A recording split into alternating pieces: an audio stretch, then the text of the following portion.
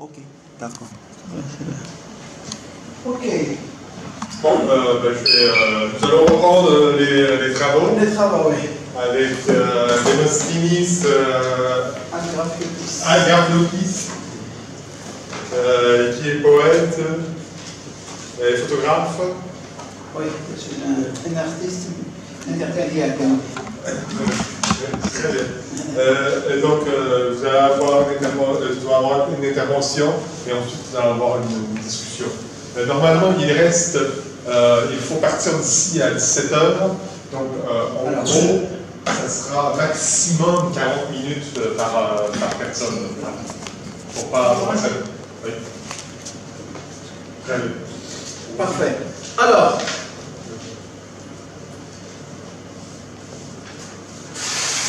Extériorité, fini, mal fini, éternelle,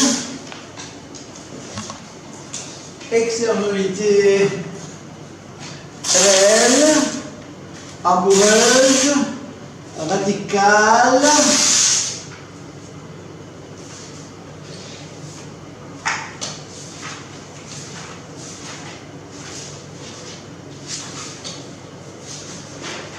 extériorité totale, limitée, illimitée, extériorité,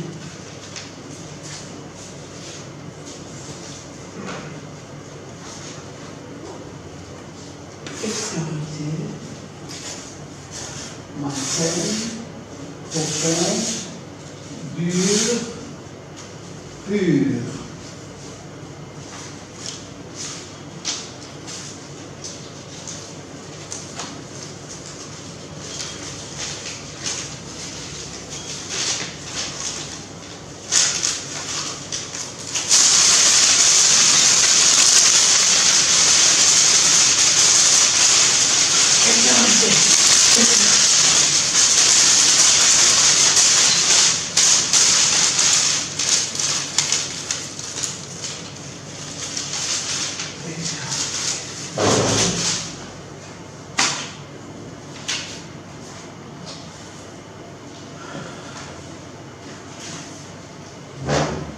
J'ai discuté avec un ami il y a quelques jours et je lui ai dit voilà ma montre.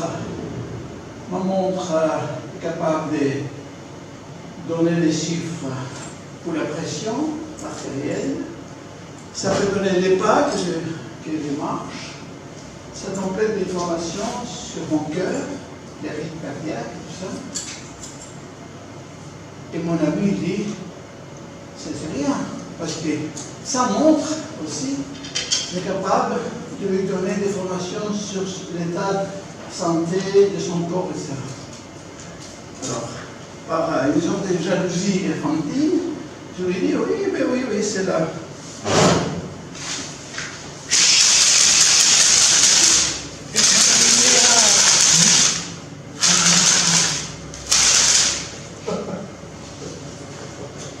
Alors je lui dis que ma montre est très capable de saisir mes rêves.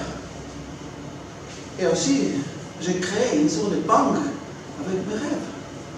Ça signifie que maintenant, c'est possible, toutes les images qui sont dans le corps, maintenant c'est possible d'avoir un ordinateur. Alors, il était étonné, il me posait la question si c'est vrai ou non. Évidemment, ce n'est pas vrai, mais c'est des sortes de prévisions, des sortes de prophéties, des sortes de science-fiction, tout est dedans.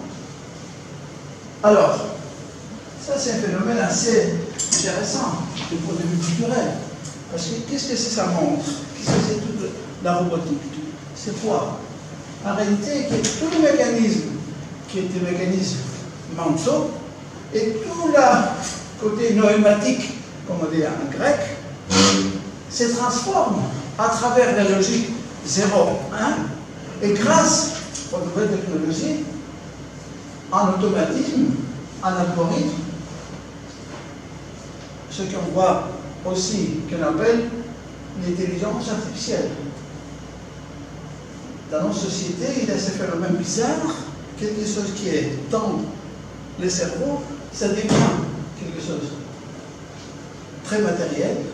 Et ça, c'est un impact énorme dans la société.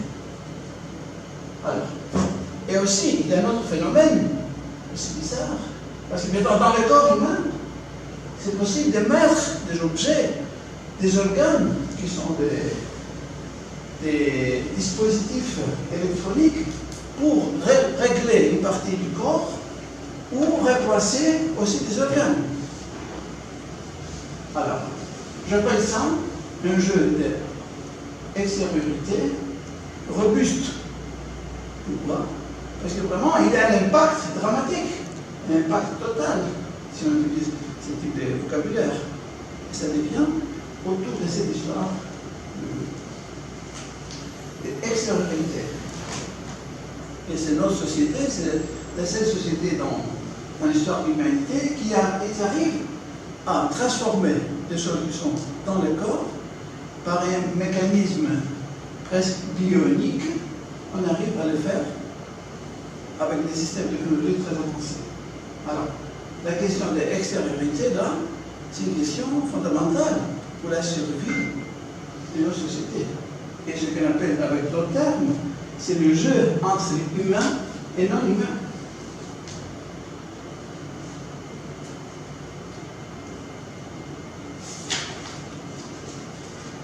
Quand j'étais jeune homme, quand j'étais à Paris, dans les années 70, on disait l'homme, c'est la peau. C'était cette époque-là. Jean-François Lyotard, il a développé toute une théorie autour de ça, parce qu'il voulait voir le corps comme une sorte de surface, pas quelque chose en profondeur.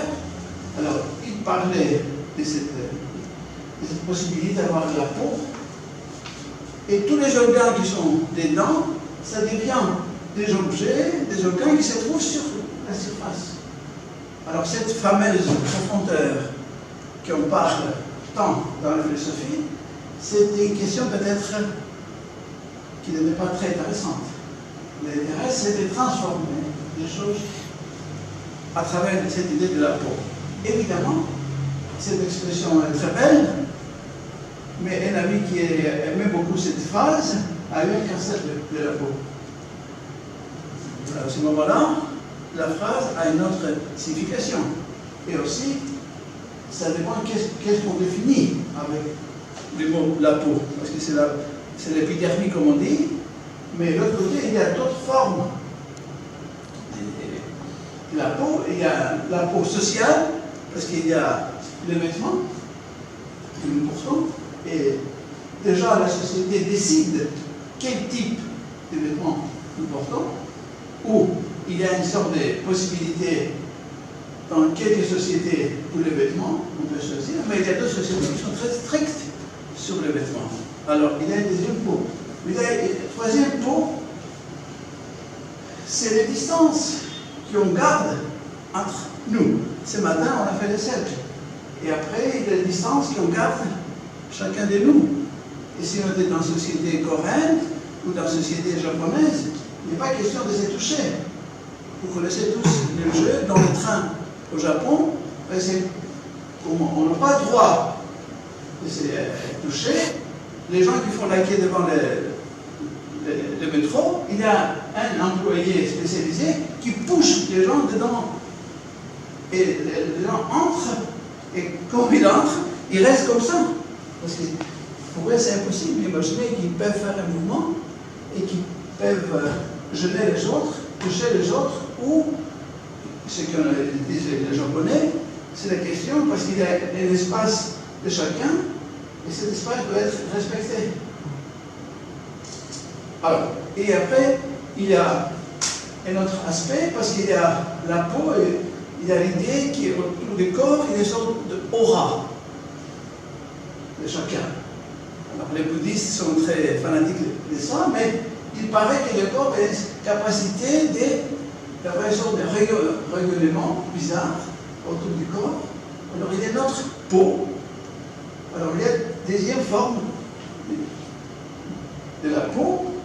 Et alors, cette histoire d'extériorité, ça devient très compliqué parce qu'on ne sait pas de quelle niveau on parle d'extériorité, d'où la nécessité de parler d'extériorité avec un S à la fin. Parce qu'on a l'impression qu'il y a plusieurs couches de la peau, du corps.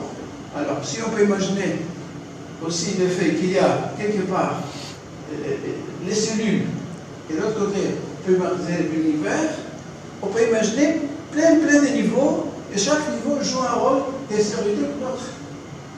Et cette infini, si vous utilisez les mots ça crée une sorte de vertige. Alors, normalement, notre existence, c'est dans le vertige. Et extériorité, c'est une variable de cette opération vertigineuse. Alors,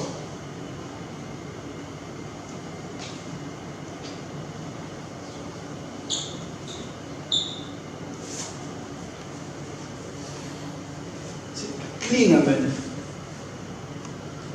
Klinamen. Klinamen. Klinamen. Klinamen.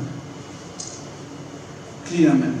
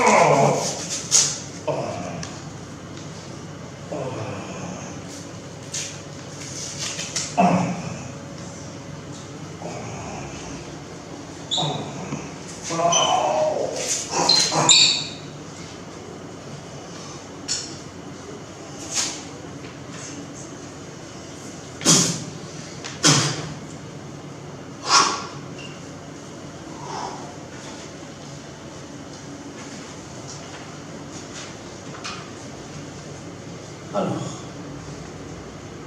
on est dans le monde, on est dans la nature. Non, c'est clair, c'est pas comme ça. On est dans la culture.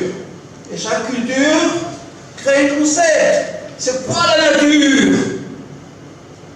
C'est quoi le monde? C'est pas la même chose. Dès qu'on change la culture. Mais dès que je parle, je suis dans la langue. Dans le truc de la langue. Alors il n'y a pas d'extériorité.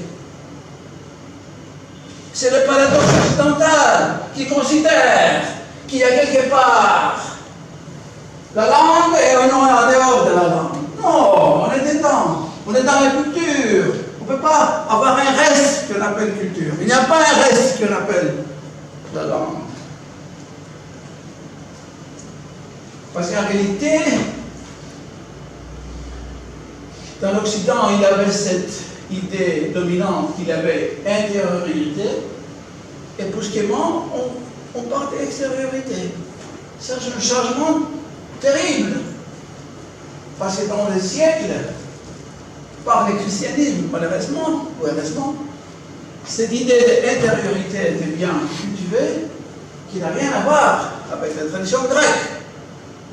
Et quand on parle avec la tradition grecque, il n'y a pas question d'intériorité, pas d'extériorité. On n'a pas cette tradition.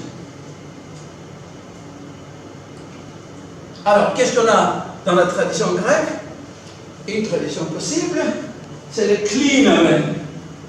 C'est quoi les klinamen? Ce sont les atomes un peu bizarres qui attaquent toutes les approches déterministiques, dit Épicure. Le monde s'est fait parce qu'il y a parfois quelques atomes qui sont un peu bizarres, qui traversent, qui font des déviations, et chaque fois qu'il y a une déviation, il y a une création. Et la sagesse du peuple grec actuellement dit, et les Grecs disent que la personne qui est dedans et à dehors, il est très fort, il est très malin, mais sans avoir quelque chose de péjoratif dans le malheur. C'est la mythie grecque. Alors, il y a une expression grecque moderne qui dit «Ο άνθρωπος αυτός είναι στα μέσα και στα έξω». Cet homme se trouve dedans et dehors. Cet homme, c'est à la fois dedans et à dehors. Alors, ce qu'on appelle parfois dans la théorie plus sophistiquée, la fameuse schéma de Möbius. Vous connaissez ça? Comme moi tout à l'heure, ouais. Möbius. Comme moi tout à l'heure. Dedans et dehors. Oui, c'est ça. Dedans et dehors. Vous connaissez, c'est comme ça. Mais on peut faire comme ça. Vous connaissez cette forme-là? Cette forme-là? Cette forme-là, c'est quoi? On est dedans et on marche, mais paf, on devient en dehors. Mais c'est pas clair. Si on est dedans, ce n'est pas en dehors. Ce qui est intéressant, c'est qu'il y a cette question, cet enjeu, cette matrice, cette tenseur qui s'appelle extériorité, intériorité, et ça permet de faire ces mouvements. Et on ne sait pas où on est, et peut-être c'est pas intéressant de connaître où on est.